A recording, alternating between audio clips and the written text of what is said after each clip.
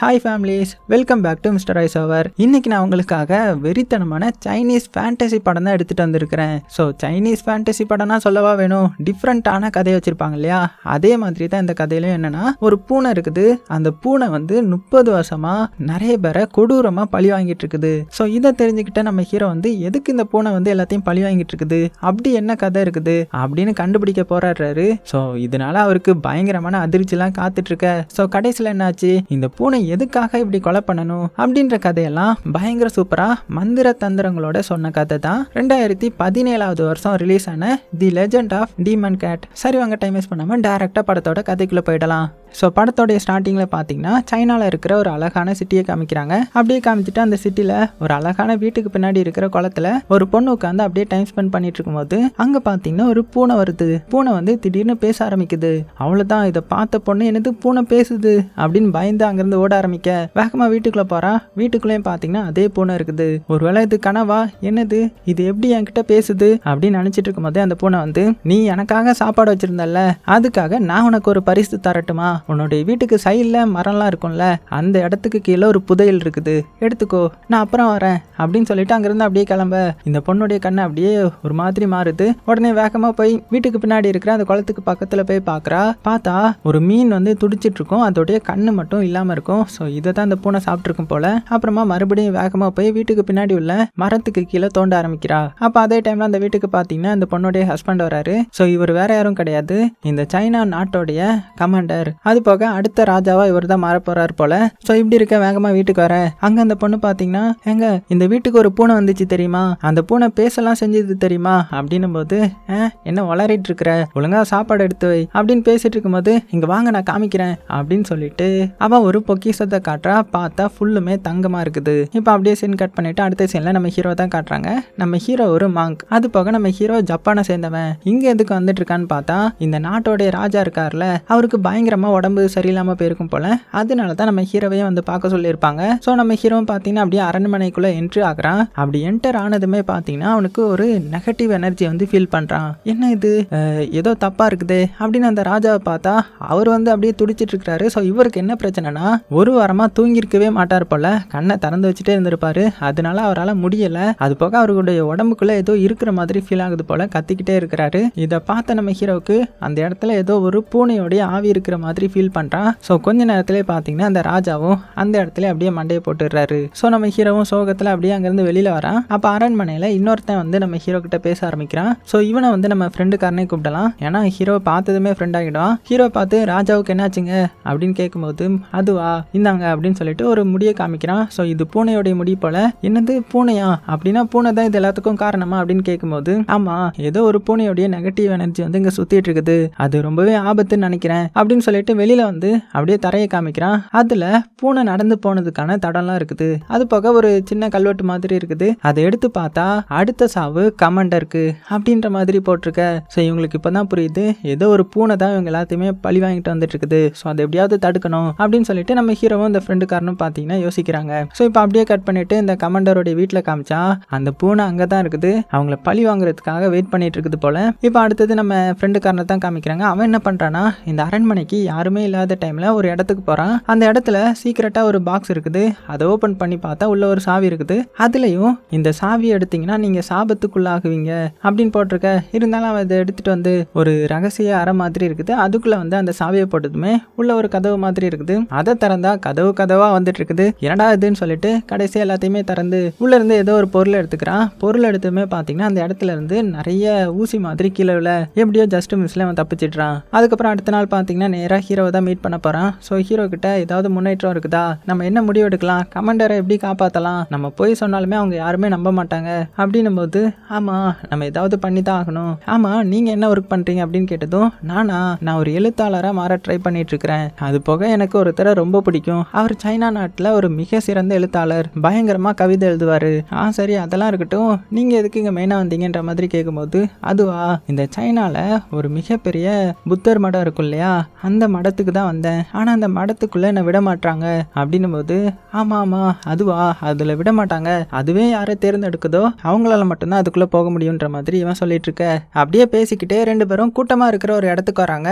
அங்க பார்த்தா ஒரு மந்திரவாதி என்ன பண்ணிட்டு இருக்கிறானா, வாங்கோ நான் அவங்க எல்லாத்துக்கும் வித்த காமிக்கிறேன் அப்படின்னு சொல்லிட்டு ஏதோ ஒரு விதைகளை மண்ணுக்கடியில புதைச்சு வைக்க, அது ஒரு 2 செகண்ட்லயே பாத்தீங்கன்னா ஒரு செடி கொடியா மாறி அதுல இருந்து தர்பூசணியா வர ஆரம்பிக்குது. சோ இதெல்லாம் பார்த்து எல்லாருமே கைத்தட்ட ஆரம்பிக்கிறாங்க. என்ன மனுஷன்டா அவன் எப்படிலாம் மாத்திரம் பாருன்ற மாதிரி. ஆனா நம்ம ஹீரோ இதை பார்த்துட்டு இது ஒரு இல்யூஷன், நம்மளை ஏமாத்துற மேஜிக் அப்படின்ற மாதிரி சொல்ல, உடனே இந்த ஃப்ரெண்டுக்காரன் எப்படி அப்படி சொல்ற அப்படின்னு பேசிட்டு இருக்கும்போது கரெக்டா அந்த மந்திரவாதி நம்ம ஹீரோ கிட்ட வந்து, நீ கண்டுபிடிச்சிட்ட, இது ஒரு இல்யூஷன் தான், அதனால உனக்கு நான் உண்மையான தர்பூசணி தரேன், என்னுடைய அன்பளிப்பா நீங்க ஏத்துக்கோங்க துறவியாரே அப்படின்னு சொல்லிட்டு கொடுக்க நம்ம ஹீரோ வாங்கிக்கிறான். அப்புறமா கொஞ்சம் தூரம் அப்படியே நடந்து போகும்போது அந்த ஃப்ரெண்டுக்காரன் எப்படிடா கண்டுபிடிச்ச, அது இல்யூஷன்ற மாதிரி, ஆனா பாக்குறதுக்கு ஒரிஜினல் மேஜிக் மாதிரியே இருக்குது அப்படின்னும் போது, இங்க பாத்தியா என்னுடைய கையில தர்பூசணி இருக்குன்னு நினைச்சியா அப்படின்னு பார்த்தா கையில ஒரு மீனோடைய தலை இருக்குது. என்னது மீனோடைய தலையா, அப்ப இதுவும் உண்மை கிடையாதா அப்படின்ட்டு அவன் கையில வாங்குறான். பார்த்தா அப்ப அது உண்மையான தர்பூசணியா மாறிடுது. ஸோ இப்படியே ரெண்டு பேரும் பேசிக்கிட்டே பார்த்தீங்கன்னா அப்படியே அரண்மனைக்கு வராங்க. அரண்மனையில் எல்லா யங்ஸ்டர்ஸும் பயங்கர ஹாப்பியாக இருக்காங்க. உடனே நம்ம ஹீரோ, ஏன் இவங்க எல்லாரும் சந்தோஷமா இருக்காங்க, இன்னைக்கு ஏதாவது விசேஷமா அப்படின்னு கேட்கும்போது, ஆமா ஆனால் அது எப்படி உங்ககிட்ட சொல்றதுன்னு தான் தெரியல, இந்த கிளப் இருக்கு இல்லையா, இன்னைக்கு நைட்டு கிளப்புக்கு எல்லாரும் வருவாங்க அப்படின்ற மாதிரி சொல்ல, அப்படியா அப்படின்னா நம்மளும் போலாமே அப்படின்னு ஹீரோ சொல்ல, என்னது நம்மளா, அதுவும் நீயா, நீ ஒரு துறவியாச்சே உன்னால எப்படி வர முடியும் அப்படின்னு கேட்கும்போது, டேய் விட்ரா துறவி தான், ஆனா அதுக்கு முன்னாடி நான் ஒரு யங்ஸ்டர் அப்படின்ற மாதிரி சொல்ல. ஸோ நைட்டே பார்த்தீங்கன்னா அந்த கிளப்புக்கு எல்லா யங்ஸ்டர்ஸும் வராங்க. நம்ம ஹீரோவும் இந்த ஃப்ரெண்டுக்காரனும் வரான். ஸோ இந்த கிளப்பில் பார்த்தீங்கன்னா நிறைய பனிப்பெண்கள்லாம் இருக்காங்க. அது போக ஒரு மாடல் பொண்ணு வந்து டான்ஸ் வர ஆடிட்டு இருக்கிறா. அதுலேயும் ஒரு பனிப்பெண்ணை காமிக்கிறாங்க. இவளுக்கு கமாண்டரை ரொம்பவே பிடிக்கும் போல, அப்படியே ஒன் சைடாக லவ் பண்ணிட்டு இருக்கிறா. ஆனால் அந்த கமாண்டர் என்ன பண்ணுறாருன்னா, இங்கே வந்துட்டு மற்ற பொண்ணுங்க எல்லாத்தையுமே ரூட் விட்டுட்டு இருக்கிறாரு. மெயினாக அந்த டான்ஸ் ஆடிட்டு இருக்கா இல்லையா மாடல் பொண்ணு, அந்த பொண்ணுக்கிட்ட வழிஞ்சு பேசுறாரு. இது இந்த பனிப்பெண்ணுக்கு சுத்தமாக பிடிக்கல. அப்புறமா இவ அவளுடைய ரூம்க்கு வரும்போது அங்க அந்த பூனை வர்ற மாதிரியான ஃபீல் ஆகுது. ஸோ இது நம்ம ஹீரோவும் உணர்றான், ஏன்னா அவனும் இங்கே தானே இருக்கிறான். ஸோ அதனால இந்த பனிப்பெண்ணுடைய கண்ணெல்லாம் ஒரு மாதிரி மாறுது. ஸோ இது மூலமா பூனை இவளையும் வசியம் பண்ணிட்டுன்றது மட்டும் நல்லாவே புரியுது. அதுக்கப்புறம் இந்த சைடு ஹீரோ காமிச்சா அவன் என்ன பண்றானா, அங்க இருக்கிற எல்லாருக்கூடையும் நல்லா டான்ஸ் ஆடிட்டு இருக்கிறான். என்னடா இது துறவி மாதிரிலாம் இவன் நடந்துக்க மாட்டானே அப்படின்னு அங்க இருக்கிற மக்கள் எல்லாருமே பாக்குறாங்க. அதே டைம்ல இந்த பனிப்பெண் இருக்கான்ல, அவன் நம்ம கமாண்டருக்கு டீ கொடுக்கலான்ற மாதிரி எடுத்துட்டு போறான். ஆனா இவ வசியம் பண்ணிருக்கா இல்லையா, ஸோ அந்த டீல அந்த பூனை விஷம் கலந்துருக்கும் போல. ஸோ அவ என்ன பண்றானா, நேரா இதை வந்து கமாண்டருக்கு கொடுக்க, ஆனா அந்த கமாண்டர் தான் இந்த மாடல் பொண்ணை ரூட் விட்டுட்டு இருக்கிறாரு இல்லையா, அதனால அவர் குடிக்க வேண்டிய டீயை அந்த பொண்ணுகிட்ட கொடுத்துட்றாரு. ஸோ அந்த பொண்ணு குடிச்சிட்டா. இந்த டைம்ல அந்த இடத்துக்கு மறுபடியும் அந்த பூனை வருது. வந்து இந்த கமாண்டருடைய கழுத்திலே ஒரு ஸ்கிராட்ச் போட அவர் சாக்காகிடுறாரு. என்னடா இது பூனைலாம் கீறிட்டு போகுது அப்படின்னு பார்க்க, அங்க இருக்கிற எல்லாத்தையுமே இந்த பூனை பந்தாடுது. 1-2 செகண்ட்லயே எல்லாத்தையுமே வேட்டையாடிட்டு, இன்னைக்கு நான் உங்க வீட்டுக்கு வருவேன் அப்படின்ட்டு கமாண்டரை பார்த்து சொல்லிட்டு அங்கிருந்து போயிடுது. அவ்வளவுதான். இதை பார்த்த கமாண்டர் மிரண்டு போயிடுறாரு. என்னடா இது பூனை இப்படிலாம் பேசிட்டு போகுது அப்படின்னு சொல்லிட்டு தான் சைட்ல பாக்குறாங்க. பார்த்தா அந்த பூனை நிறைய பேர் அட்டாக் பண்ணிருக்கோம் இல்லையா, அதுல ஒருத்தருடைய கண்ணையே உறிஞ்சிட்டு போயிருக்கும் போல. அதே டைம்ல இந்த மாடல் பொண்ணு இருக்கால டீ குடிச்சாலே, அவ வந்து அப்படியே மயக்கம் போட்டு விழுந்துட்டா. ஸோ கட் பண்ணா அடுத்தது கமாண்டர் வீட்டை தான் காட்டுறாங்க. பாதுகாப்புலாம் பலமா இருக்குது. யாரோ பிளாக் மேஜிக்கை ஏவி விட்டுருக்காங்கன்னு நினைக்கிறேன், அதனாலதான் இந்த மாதிரி எல்லாம் நடக்குது அப்படின்னு சொல்லிட்டு நிறைய பாதுகாப்பு வச்சுட்டு வீட்டுல ஒய்ஃப் கூட சேர்ந்து நல்லா தூங்கிட்டு இருக்கிறாரு. அந்த டைம்ல திடீர்னு மிட் நைட்ல ஏதோ வித்தியாசமான சவுண்டு கேட்க, உடனே ஒரு பயத்துல எந்திரிச்சு அப்படியே வெளியில வந்து பார்த்தா எல்லா வீரர்களும் செத்து கிடக்குறாங்க. அவ்வளவுதான், மிரண்டு போயிடுறாரு. அதே டைம்ல இவங்களுடைய ஒய்ஃப் இருக்காங்க இல்லையா, அவங்க வந்து அந்த இடத்துக்கு வராங்க. அவங்க மண்டையில அந்த பூனை இருக்குது.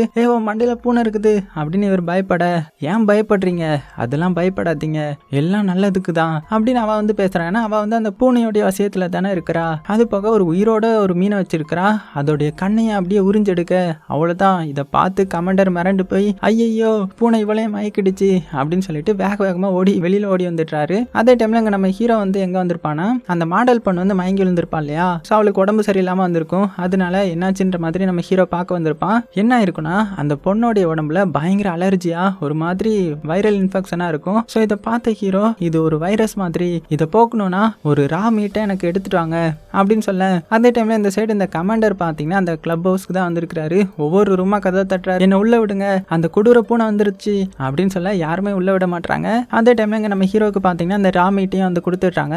உடனே அவர் என்ன பண்றாருன்னா, அந்த பொண்ணுடைய காலில் நிறைய மந்திர வார்த்தைகள்லாம் எழுதி வச்சு, அந்த நகம் இருக்கும் இல்லையா, நகத்துக்குள்ளேயா ஊசி வச்சு குத்துனதும் பிளட் வந்து வருது. அந்த பிளட்டை இந்த ரா மீட்ல பட வைக்கவும் அவன் மேல இருந்த அந்த வைரஸ்லாம் அப்படியே வெளியில வந்துருது. வெளியில வந்து இந்த ரா மீட்டுக்கு போக அது வந்து அப்படியே புழு மாதிரி மாறிடுது. ஸோ அப்போ தான் அந்த ஃப்ரெண்டுக்காரங்கிட்ட சொல்கிறான், இது 30 வருஷத்துக்கு முன்னாடி வந்த ஒரு கொடூர வைரஸ், ஆனால் அது எப்படி இங்கே வந்துச்சுன்றது எனக்கு ஒன்றுமே புரியலையே அப்படின்னு பேசிகிட்டு இருக்கும்போது தான் அந்த ஃப்ரெண்டுக்காரன் சொல்கிறான், அந்த பொண்ணு வந்து ஒரு டீ குடிச்சா, அந்த டீ வந்து கமாண்டருக்கு தான் அந்த பனிப்பெண் கொடுத்தா, ஒருவேளை கமாண்டரை போட்டு தள்ளுறதுக்காக தான் அந்த டீல வைரஸை கலந்துருப்பாங்களோ, அதை தான் அந்த பொண்ணு குடிச்சிட்டாலோ, ஸோ எப்படியாவது கமாண்டரை காப்பாற்றணும் அப்படின்னு இவங்க பேசிட்டு இருக்கிறதெல்லாம் வெளியில கமாண்டரும் எட்டி பார்த்துட்டு இருப்பாரு. அடே கடவுள்களா, நீங்க தாண்டா எனக்கு கடவுள் மாதிரி, உங்களால் மட்டும்தான் என்னை காப்பாற்ற முடியும், என்னுடைய ஒய்ஃபும் அந்த பூனையுடைய கட்டுப்பாட்டில் போயிட்டா, ஸோ எப்படியாவது என்னை காப்பாத்துங்க அப்படின்ற மாதிரி ஒரு காலிலே விழுந்துட்டுறாரு. சரின்னு சொல்லிட்டு நம்ம ஹீரோவும் பார்த்தீங்கன்னா அந்த ஃப்ரெண்டுக்காரனும் சேர்ந்து கமாண்டரோடைய வீட்டுக்கு போகிறாங்க. வீட்டில் அந்த ஒய்ஃப் என்ன பண்ணுறாங்கன்னா ரூஃப் டாப் மேலே நின்றுக்கிட்டு ஏதோ ஒரு பாட்டு வந்து பாடிட்டு இருக்காங்க, ஃபேமஸான பாட்டு போல். சரி ஓகே, இப்போ நம்ம டிஸ்டர்ப் பண்ண வேண்டாம், அப்புறம் வந்து பார்த்துக்கலாம்னு சொல்லிட்டு 2 பேரும் வந்துட்டுறாங்க. வரும்போதே நம்ம ஹீரோ வந்து அந்த ஃப்ரெண்டுக்காரங்கிட்ட, அவள் ஏதோ ஒரு பாட்டு பாடினால, அது என்ன பாட்டு, ஏன்னா நீயும் ஒரு எழுத்தாளர் தானே, ஸோ உனக்கும் தெரிஞ்சிருக்கும்ல அப்படின்னும் போது, எனக்கு இந்த பாட்டை பற்றி தெரியும், இது ரொம்பவே ஃபேமஸான பாட்டு, 30 வருஷத்துக்கு முன்னாடி நான் ஒருத்தரை சொல்லியிருந்தேன்ல, ஒரு மிகப்பெரிய கவிஞன், அவர் எழுதின பாட்டு தான் இது அப்படின்னு சொல்லிட்டு ஒரு லைப்ரரிக்கு கூட்டிட்டு வந்து ஒரு புக் எடுத்து அந்த பாட்டுக்கான இதெல்லாம் காமிக்கிறான். அப்பதான் அதுல போட்டிருக்குது, இந்த பாட்டு வந்து 30 வருஷத்துக்கு முன்னாடி இந்த ஊரோடைய மிக சிறந்த அழகிக்காக எழுதினது அப்படின்ற மாதிரி போட்டிருக்க.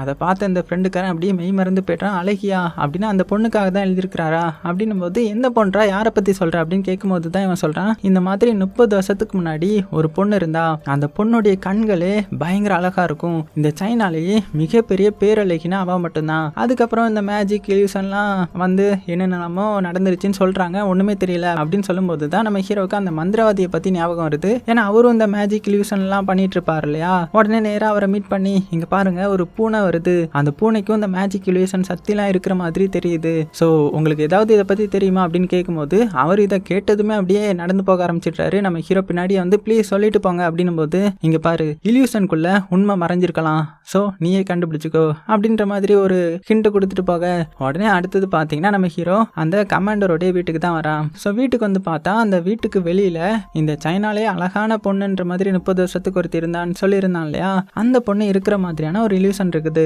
ஸோ இதை பார்த்த ஃப்ரெண்டுக்காரன், அடா நீங்களா, நீங்க தான் என்னுடைய கிரஷ் அப்படின்னு சொல்லிட்டு பக்கத்தில் போவான். டக்குன்னு பார்த்தீங்கன்னா அவங்க மறைஞ்சு போயிட்டாங்க, ஏன்னா இல்யூஷன் தானே. உடனே அந்த கமாண்டரோடைய வீட்டுக்குள்ள போறாங்க.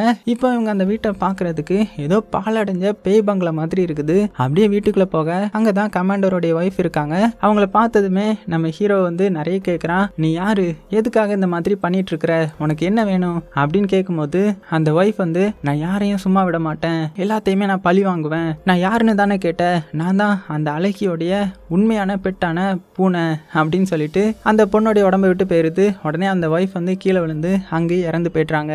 ஸோ இது மூலமா 30 வருஷத்துக்கு முன்னாடி இந்த சைனால ஒரு பேரழகி இருந்தான்ற மாதிரி சொல்லியிருந்தாங்க இல்லையா, அந்த பேரழகியோடைய பெட்டு தான் இப்போ இவங்க எல்லாத்தையுமே பழி வாங்கிட்டு இருக்கிற பூனை போல. ஸோ இதெல்லாம் இப்படி இருக்க அடுத்தது 2 பேரும் வீட்டுக்கு வந்துட்டாங்க. வீட்டுக்கு வந்ததுல இருந்து இந்த ஃப்ரெண்டுக்காரன் சோகமாக தான் இருக்கிறான். ஸோ இதை பார்த்த நம்ம ஹீரோ, என்னாச்சு, ஏன் இப்படி இருக்குன்ற மாதிரி கேட்கும்போது தான் சொல்றான், அவனுடைய வீடு ஃபுல்லுமே அந்த அழகிய பொண்ணு இருக்காங்கல்ல, அவங்கள பத்தின கவிதையை தான் எழுதி வச்சிருக்கிறான் போல.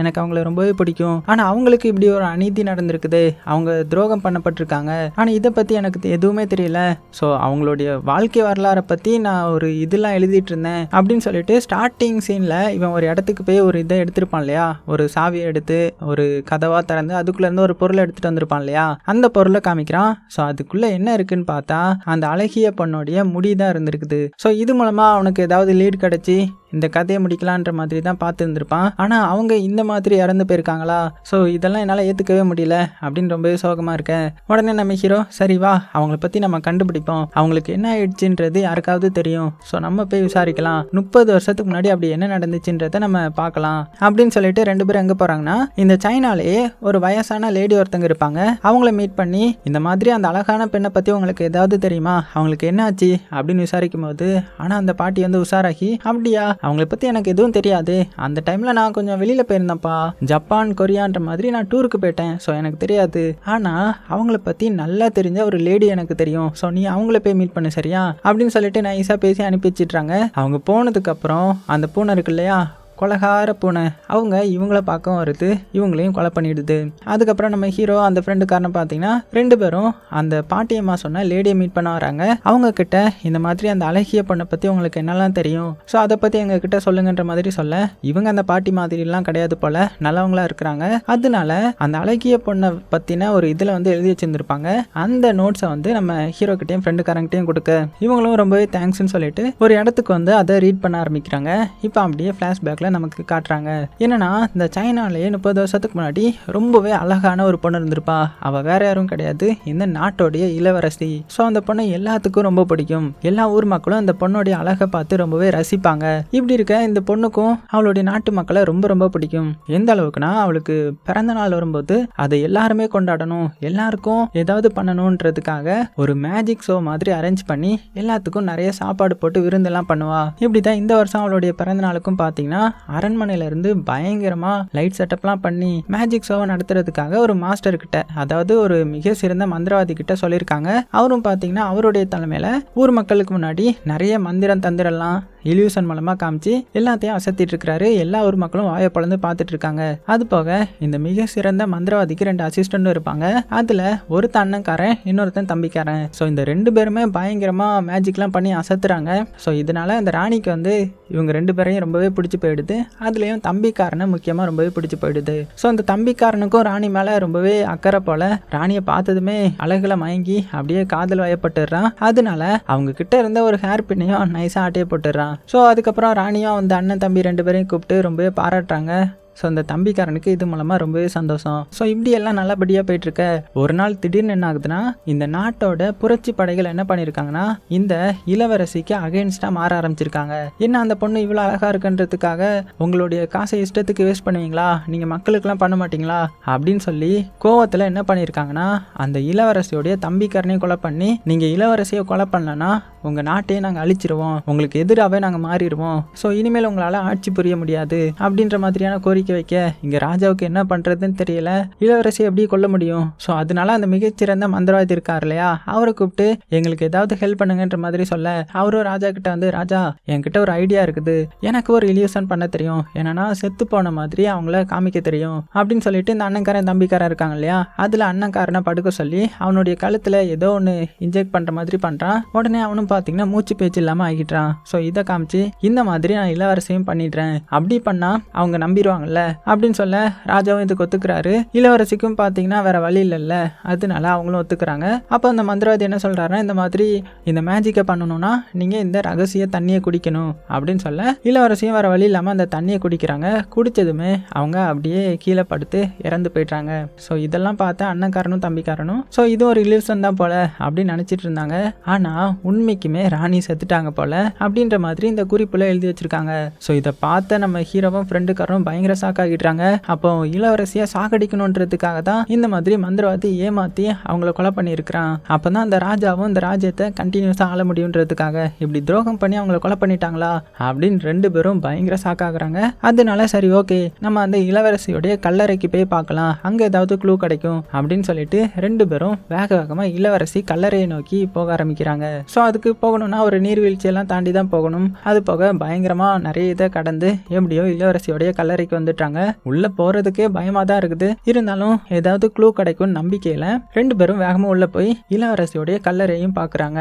உடனே நம்ம ஹீரோ அங்க நோட் பண்றான், கல்லறை யாரோ ஆல்ரெடி ஓபன் பண்ணியிருக்காங்க போல, என்னது இது அப்படின்னு சொல்லிட்டு வேகமா உள்ள ஓபன் பண்ணி பார்த்தா உள்ள இளவரசியோடைய டெட் பாடியை காணோம். உடனே நம்ம ஹீரோ என்ன பண்றான்னா, சரி ஓகே நான் உள்ள போய் ஏதாவது இருக்கான்னு பாக்குறேன், நான் சொல்லும் போது ஓபன் பண்ணி விட்டுரு சரியா, கோவத்துல அப்படியே மூடிராதரா அப்படின்னு சொல்லிட்டு உள்ள இறங்கி க்ளோஸ் பண்ண சொல்றான். அவனும் அந்த கதவை மூட இவன் உள்ள இருந்து லைட் அடிச்சு அப்படியே பார்த்துட்டு இருக்கிறான். அந்த டைம்ல அந்த இடத்துல ரத்த கீறல்களா இருக்குது. உடனே நம்ம ஹீரோ பயங்கரமா கத்துறான், ஓபன் பண்றா அப்படின்ற மாதிரி. ஸோ வந்து வேகமா அவனு ஓபன் பண்ணி விட வெளியில வந்து மூச்சு விட்டவன் அவங்க வந்து அந்த கல்லறைக்கு வரும்போது உயிரோட தான் இருந்திருக்காங்க, அங்க இருந்து தப்பிக்க போராடி இருக்காங்க, ஆனா யாருமே வந்து ஓபன் பண்ணி விடல அப்படின்ற மாதிரி பரபரப்பா சொல்லிட்டு இருக்கும்போது, ஆமா அப்படின்னு பின்னாடி இருந்த ஒரு சத்தம் என்னன்னு பார்த்தா அந்த பூனை இருக்கு இல்லையா, டீமன் பூனை அது வந்து இந்த இடத்துக்கு வந்திருக்குது. உடனே நம்ம ஹீரோ நைஸா கெஸ் பண்ணி எனக்கு தெரிஞ்சு நீ தான் அந்த தம்பிக்காரனா இருக்கணும் அப்படின்ற மாதிரி சொல்ல, ஆமா நீ சொன்னது உண்மைதான், எப்படி இதெல்லாம் கண்டுபிடிச்சன்ற மாதிரி அதுவும் கேட்கும்போது, சரி நீ சொல்லு இங்க என்ன நடந்துச்சுன்றத அடுத்தது நீ சொல்லுன்ற மாதிரி சொல்ல,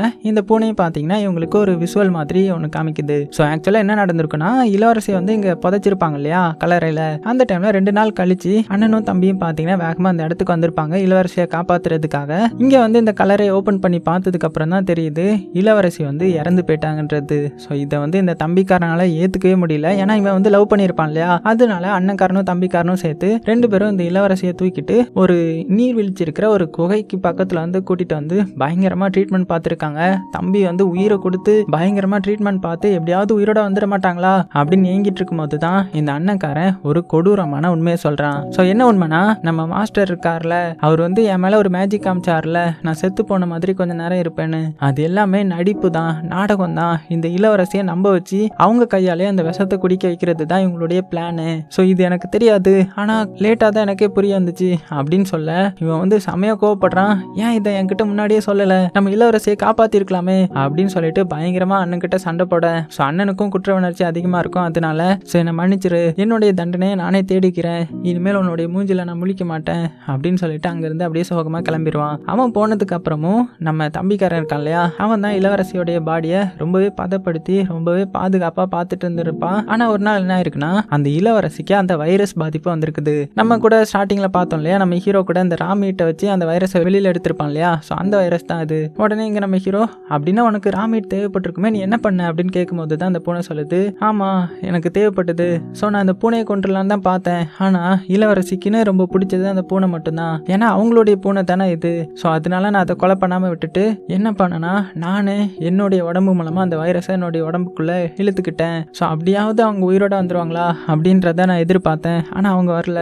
ஆனா அந்த வைரஸ் என்ன பாதிக்க ஆரம்பிச்சு நான் கிட்டத்தட்ட சாகர நிலைமைக்கு போயிட்டேன். ஸோ எப்படியாவது நான் இளவரசிக்கு துணையா இருக்கணும், அவங்க கூடவே இருக்கணும்னு நினைச்சேன். ஸோ என்னுடைய ஏக்கம், நான் அப்படியே நீர்வீழ்ச்சியில இருந்து கீழே விழும்போது என்னுடைய ஆவி இந்த பூனையை பார்த்து பூனைக்குள்ள வந்துடுச்சு. ஸோ பூனைக்குள்ள வந்த என்னுடைய ஆவி பயங்கரமா ஆக்ரோஷப்பட்டு இந்த இளவரசிக்கு இப்படி பண்ண எல்லாத்தையுமே நான் பழி வாங்கணும்னு நினைச்சேன். ஸோ அப்படி எல்லாத்தையுமே நான் 1 by 1 பழி வாங்கிட்டேன். கடைசியா மிச்சம் இருக்கிறது ஒருத்தன் தான் அப்படின்ற மாதிரி சொல்ல, உடனே நம்ம ஹீரோ, அது யாரு, உன்னுடைய அண்ணனா அப்படின்னு கேட்க, ஆமா அவனுக்கும் தான் இதுல பங்கு இருந்திருக்குல்ல, அவன் என்கிட்ட மறைச்சிட்டான்ல, ஸோ அவனை நான் கொல்லாம விட மாட்டேன் அப்படின்ற மாதிரி சொல்லுது. அப்படியே சீனும் கட் ஆகுது. அடுத்தது நம்ம ஹீரோவும் ஃப்ரெண்டுக்காரனும் பார்த்தீங்கன்னா வீட்டுக்கு வந்துட்டாங்க. வீட்டுக்கு வந்து பார்த்தா இவங்களுக்காகவே ஒரு இன்விடேஷன் இருக்குது. என்னன்னு பார்த்தா, ஒருத்தன் வந்து இந்த தர்பூசணியாச்சு மேஜிக்லாம் பண்ணாலையா மந்திரவாதின்னு சொல்லியிருந்தோம்ல, அவன் வந்து இவங்க 2 பேரையும் ஒரு இதுக்கு வந்து அழைப்பு விடுத்திருக்கிறான். சரின்னு சொல்லிட்டு இவங்க 2 பேரும் அந்த இடத்துக்கு போறாங்க. என்னன்னா பழைய அரண்மனை பாலடைஞ்ச இடத்துல தான் வந்து மீட் பண்ண சொல்லியிருப்பான். அங்க வந்து பார்த்தா அங்கதான் இந்த பூனையும் இருக்கும். ஸோ அந்த பூனையும் யாரோ வர சொல்லியிருக்காங்க போல.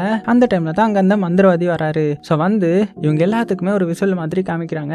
அதாவது அந்த இளவரசி பிறந்த நாள் அப்போ பயங்கரமா மேஜிக்ஸ் எல்லாம் நடந்திருக்கும்ல, அதெல்லாம் இப்பவே நடக்கிற மாதிரி இருக்குது. அப்புறமா அதெல்லாம் போனதுக்கு அப்புறம் அந்த பூனையும் இந்த மந்திரவாதியை பார்த்து உன்னை கொல்லாம விட மாட்டேன் அப்படின்னு சண்டை போட வர, இப்பதான் ஹீரோவுக்கும் ஃப்ரெண்டுக்காரனுக்கும் தெரியுது இந்த மந்திரவாதி தான் அந்த அண்ணன்காரன்ற மாதிரி. அது போக இளவரசியோடைய பாடியையும் இந்த மந்திரவாதி இங்க தூக்கிட்டு வந்திருப்பாரு. ஸோ அதை பார்த்த பூனை பயங்கர கோவப்பட்டு, எவ்வளவு தைரியம் இருந்தா நீ இளவரசியை தொட்டிருப்ப, உன்னை கொல்லாம விட மாட்டேன் அப்படின்னு சொல்லி பயங்கர ஆக்ரோஷமா அட்டாக் பண்ண. அப்பதான் இந்த அண்ணன்காரன் மறுபடியும் அங்க பார்க்க சொல்றேன். பார்த்தா தம்பிக்காரனுடைய பாடியும் இந்த இடத்துல தான் இருக்குது. என்னன்னா இந்த அண்ணன்காரன் தம்பியோடைய பாடியையும் எடுத்து பதப்படுத்தி வச்சிருந்திருப்பான் போல. ஸோ அதெல்லாம் சொல்லி, இங்க பாரு நான் எதுவுமே வேணுக்குனே பண்ணல, உனக்கு என்னை கொல்லணும்னா கொன்னுக்கோ, ஆனா நான் என்னுடைய இதை நான் சொல்லிக்கிறேன், நான் வேணுக்குனே எதுவுமே பண்ணல, எனக்கு எதுவுமே தெரியாது. அது போக உனக்கு இந்த அளவுக்கு இளவரசியை பிடிக்கும்ன்றத நான் நினைச்சு கூட பார்க்கல.